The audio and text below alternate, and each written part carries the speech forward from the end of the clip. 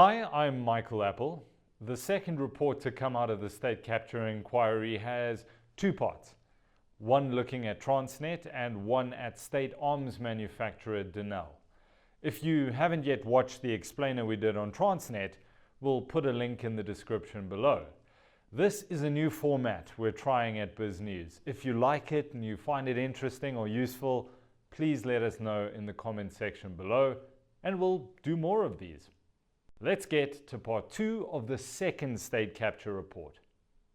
Much like the other reports, it's incredibly detailed, but this is a breakdown of how our state arms manufacturer was gutted and captured by the Guptas and their associates. Just as background, between 2005 and 2010, Danelle was a loss-making enterprise, but from 2011 to 2015, the state-owned entity turned things around and was making a profit every year. By 2015, Danelle's financial position had improved so much, it was being praised in Parliament and in the media. The board was providing oversight and effective direction, and Danelle even received a clean and unqualified audit from the Auditor General that year. Then, the Guptas got involved, or more, they'd been trying to get involved for several years actually before that. So our starting point of the Gupta's involvement in Danelle is actually about 2012. In January of that year, Riaz Saluji is appointed as the new group chief executive at Danelle. Saluji isn't in that role for long when someone comes knocking. He gets approached by a man called Salim Essa, a well-known Gupta lieutenant, who invites Saluji to a meeting. He's told this invitation comes from the very top. Saluji ignores Essa for a while, but finally relents and meets him at a coffee shop. Essa then drives him from the coffee shop to what Brian Malefe would call the Saxonwold Shebeen, the palatial corruption HQ the Guptas would insist people come see them at. People were summoned there more than invited. At this first meeting at the Gupta compound is Public Enterprises Minister Malusi Gigaba, Tony and Atul Gupta. It's here where Gigaba tells Saluji the Guptas are his friends and he hopes they can all work together. At a second meeting at the Guptas' home, Saluji meets Dudizane Zuma, the son of the then head of state and one of Ace Magoshule's sons. Magushule was the premier of the Free State at the time. Salim Essa, of course, is also there and tells Saluji that the Guptas supported his appointment as group chief executive at Danelle and that they, the Guptas, had the support of the old man and of number one, a term that clearly refers to Jacob Zuma. It's here where Essa tells him that the Guptas want to do business with Danelle. Saluji's response, according to the state capture report, is he tells them that they'll have to go through the proper business channels. From my experience covering state capture over the years, this is quite a career-limiting move by Saluji, as we'll see later on. In subsequent meetings with the Guptas in 2012, Tony Gupta tells Saluji he's not cooperating with them and that he didn't want to have to elevate this. Now that's a veiled threat to work with us or we're going to complain to Jacob Zuma. Tony Gupta would also moan to Saluji that Danelle wasn't supporting them in their media enterprise, the New Age newspaper, sufficiently through advertising or buying subscriptions. Other state-owned entities were pouring millions into their New Age newspaper venture. Remember the testimony of former cabinet spokesperson Themba Maseko that the Guptas wanted 600 million rand in government advertising diverted just to their newspaper. When Maseko refused, he was out of a job not long after. So Saluji clearly knows what's at stake here, but he maintains that proper processes had to be followed if the Guptas wanted to do business with Danelle.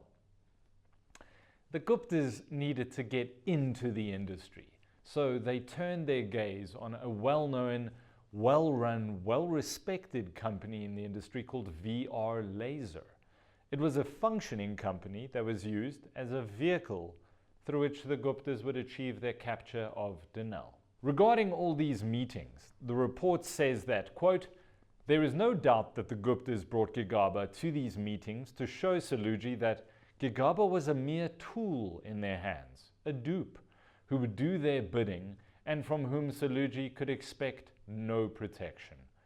The same way Dudizane was used at meetings.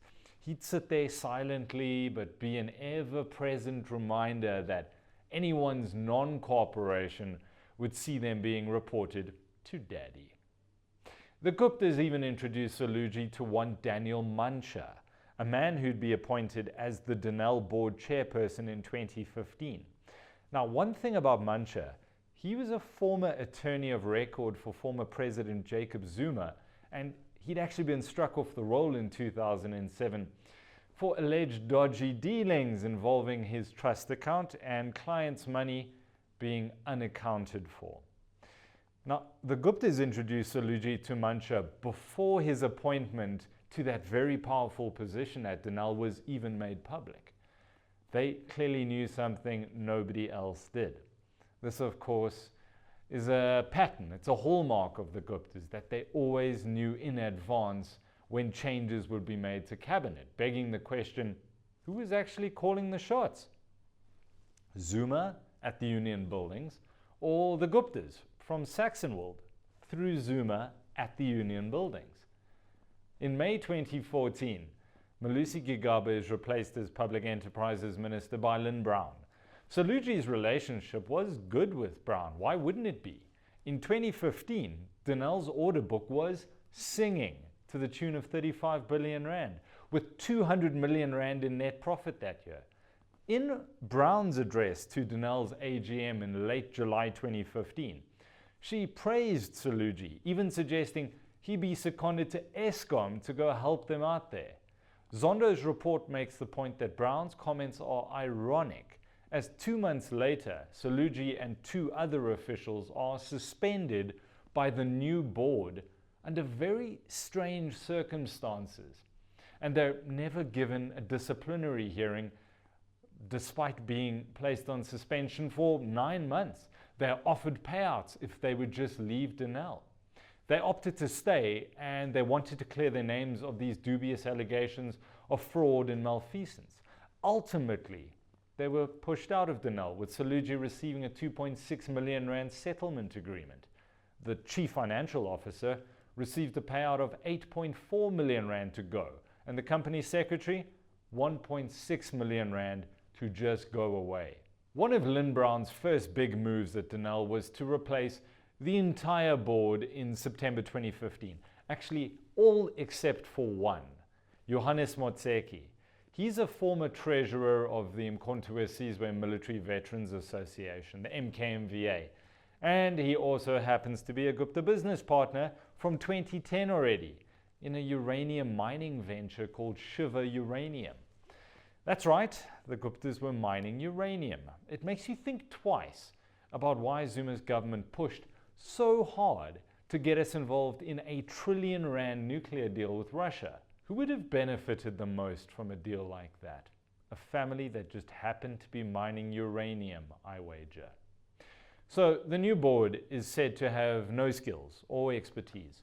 The previous board had accountants, a person with anti-corruption experience, and academics in the fields of economic and management sciences, technology, lawyers.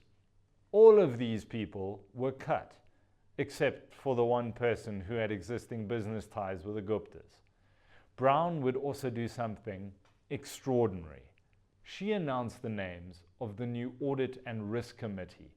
Now, this is a committee that is normally chosen by the Danelle board itself, not by the minister. The report here notes that Brown also explicitly excluded appointing Deputy Directors General, or DDGs, from the board. Brown says it was because the DDGs were too close to decision makers within SOEs, and ironically, she was acting to stop possible corruption. But Zondo's report finds that this excuse is ludicrous. Quote, she excluded them because they could raise questions about the candidates that the Guptas wanted appointed to the board. This is how keen she was to please the Guptas, close quote. Brown had done this before, actually. She had once called former Eskom board chair Zola Tsotsi to the Guptas' compound to instruct him on which people to place on one of the committees of Eskom's board. The list he was given carried the same names he'd earlier received from Salim Essa.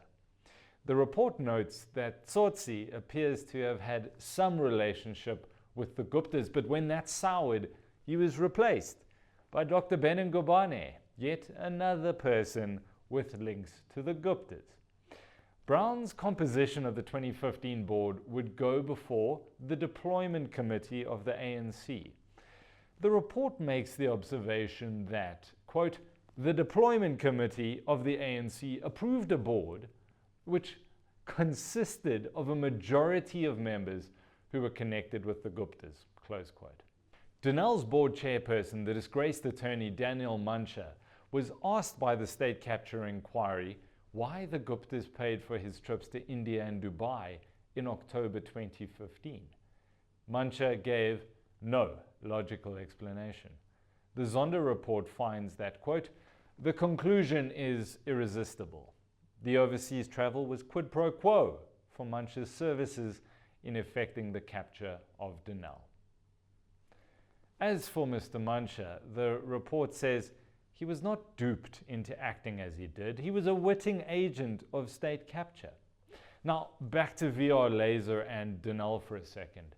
The report highlights that the Guptas were never prepared to compete for Danelle's business. So they used their purchase of VR Laser as a means to get in the door after loading the board with their henchmen.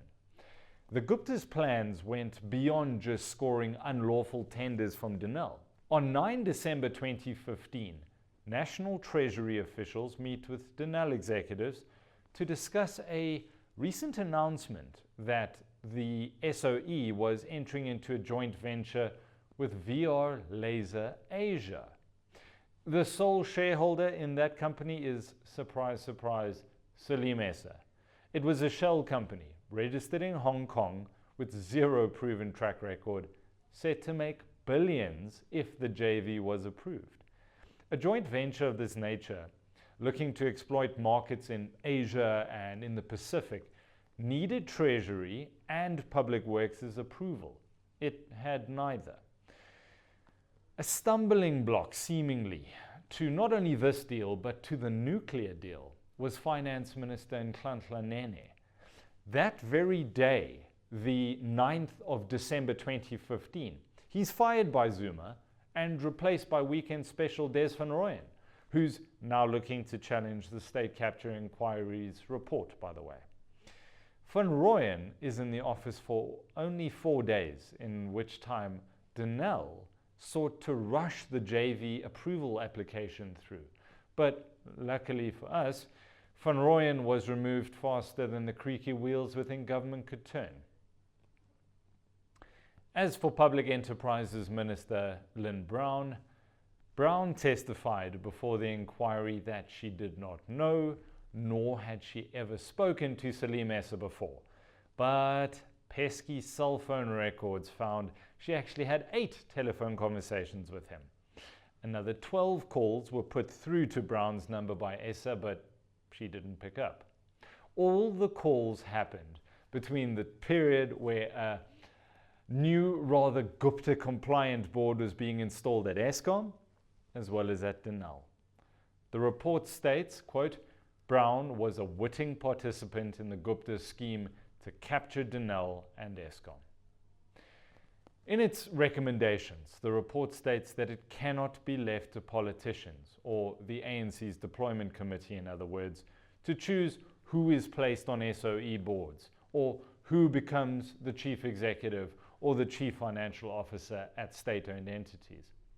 It says that law enforcement agencies must conduct further investigations into the conduct of that 2015 Denel board, especially in relation to the unlawful suspension of those 3 executives and their subsequent payouts. As for Mancha, the Companies Act makes provision for someone to be declared a delinquent director, and it urges government to bring such action against Mancha and the board members. Interestingly, abuse of power is not a criminal offence, but Zondo's report also asks that government consider making it a statutory offence for any person vested with public power to abuse it. This is, in essence, the recipe for how you capture a state-owned entity. You find an SOE that has received a clean audit, that is profitable, and you get rid of the board.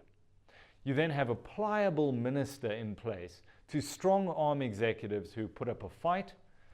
You suspend those executives, or you give them millions in payouts to just make them go away. You buy a company, VR Laser in this case, that was already doing work for Danelle, and enter into several exclusive contracts with the SOE. Those tenders are rigged in your favor, completely unlawful, but you're still going to see millions transferred out of a functioning state-owned entity and into the hands of the Guptas. That money is siphoned out of South Africa, designated for shell companies in Dubai and Hong Kong, or you use the taxpayers' money from these giant payouts to purchase other entities you then force the state to do business with. Rinse and repeat. Thanks for watching.